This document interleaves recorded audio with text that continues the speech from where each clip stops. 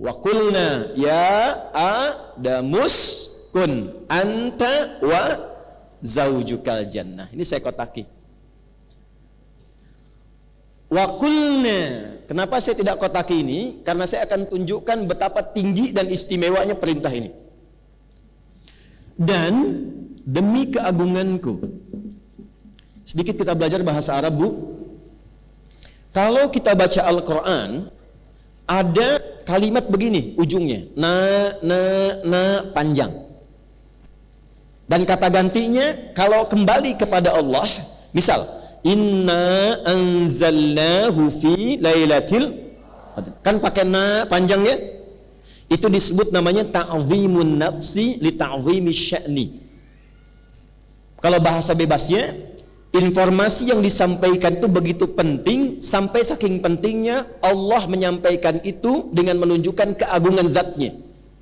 Menerjemahkannya, hei, demi keagunganku, aku sampaikan ini yang begitu penting untukmu. Jadi kalau ibu temukan di Quran ngaji ada kalimatnya na, artinya informasi yang disampaikan begitu penting, tidak biasa dan istimewa. Saya ingin tekankan, ketika Allah menyebutkan kata zauj di sini dan sakinah, itu memberikan kesan bahwa kehidupan sakinah dan keberpasangan itu sesuatu yang istimewa, sesuatu yang tidak biasa. Ini poinnya. Di dalamnya ada laki-laki, di dalamnya ada perempuan.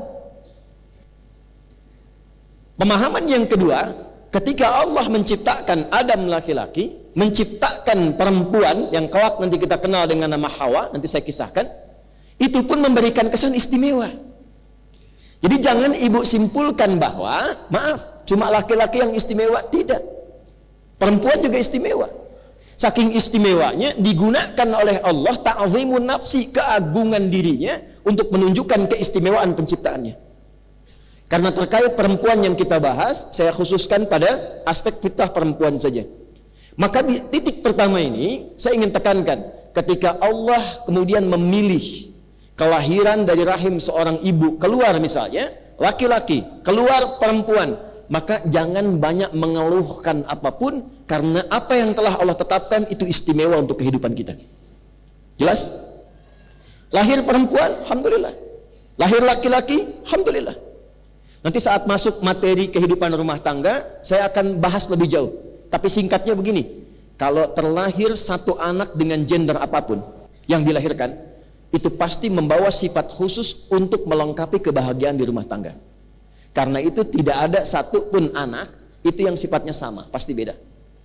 Ibu boleh cek deh, ada 5 anak, itu kelima-limanya pasti beda karakternya.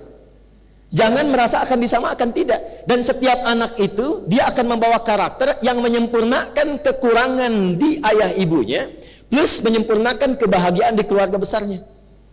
Jadi kalau suami kurang, disempurnakannya oleh istri.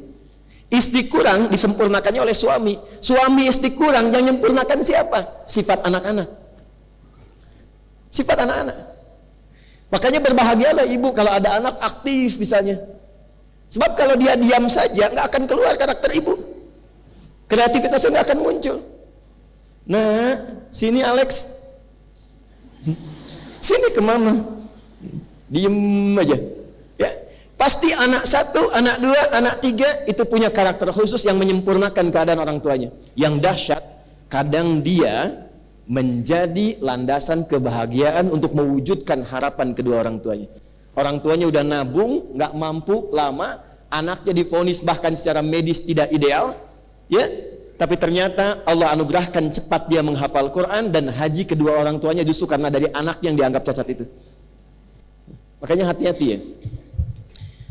Maka wazaujuka, ini Adam, yang ini zauj menunjuk kepada pasangannya, perempuan.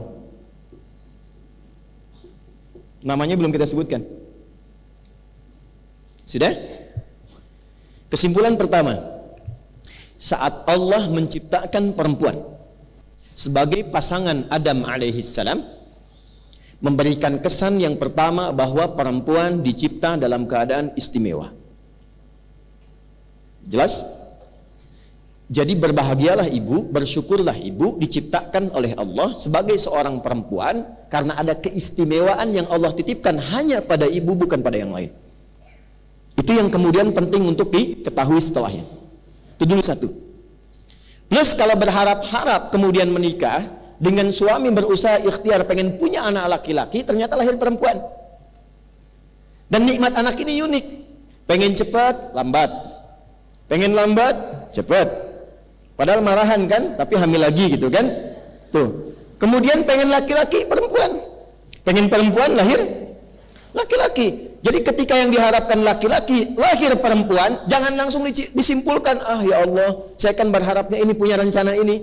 Ketika rencana ibu ternyata berbeda dengan rencana Allah, ikutkan rencana ibu pada rencana Allah. Itulah yang dialami Hannah saat mengandung, berharap lahir laki-laki, ternyata yang lahir perempuan, Maryam. Itu ada di Quran surah ketiga Ali Imran di ayat ke-36. Falamma wada'atha qalat rabbi inni wada'tuha untha. Ketika Hannah lahiran, lahir perempuan. Padahal dengan Imran suaminya, itu doanya panjang, pengen laki-laki, pengen laki-laki. Sampai mohon maaf, sebelum Maryam lahir, itu Imran meninggal. Jadi Imran itu tidak menyaksikan kelahiran Maryam. Begitu kemudian lahiran, lahir perempuan. Kata ibunda Maryam, ya, Sayyidah Hannah, ya, rahimahullah, beliau berkata, ya Allah, kok perempuan ya? Maksudnya saya menyiapkan garis laki-laki supaya mewarisi sifat-sifat ayahnya, meneruskan kemudian misinya, lahirnya perempuan. Apa jawaban Allah? Ibu tolong garis bawah ya. Wallahu a'lamu bima wada'at wa laysa dzakaru kal untha. Aku lebih tahu keistimewaan dan hikmah kelahiran bayi ini, dan tidak sama keistimewaan laki-laki dengan perempuan. Perempuan pun ada keistimewaan yang tidak dimiliki laki-laki. Itu poinnya. Ayat ini adalah pembuktian bahwa Islam melalui Al-Quran mengangkat derajat perempuan. Jadi sebelum ada isu-isu di luar tentang gender, tentang perempuan dihormati, dihargai, Islam itu sudah menempatkan sesuai fitrahnya. Jadi Bu, maksud saya, cukuplah ibu ngaji Quran, ngaji hadis, ibu terhormat. Dan yang menempatkan itu Allah. Karena saya melihat aktivis perempuan kekinian itu lebih mengambil teori-teori yang justru dalam teori itu merendahkan derajat perempuan yang sudah Allah tinggikan. Allah sudah bilang, saya membuat keadilan, datang kesetaraan. Setara itu tidak akan pernah adil, Bu, karena adil itu tidak harus setara. Yang adil itu diberikan sesuai dengan maslahatnya. Saya tanya ibu deh, ibu punya anak SD, SMP, SMA. Anak SD ibu kasih 10.000. Anak SMP ibu kasih 10.000. Anak SMA ibu kasih 10.000 juga. Saya tanya, setara nggak? Setara, karena sama. Adil tidak? Tidak, karena beban anak SMP tidak sama dengan SD. Beban SMP tidak sama dengan S. Jadi tidak melulu yang harus dimiliki laki-laki, perempuan harus punya. Tidak setiap yang dikerjakan perempuan, laki-laki harus punya. Jadi adil itu tidak harus setara.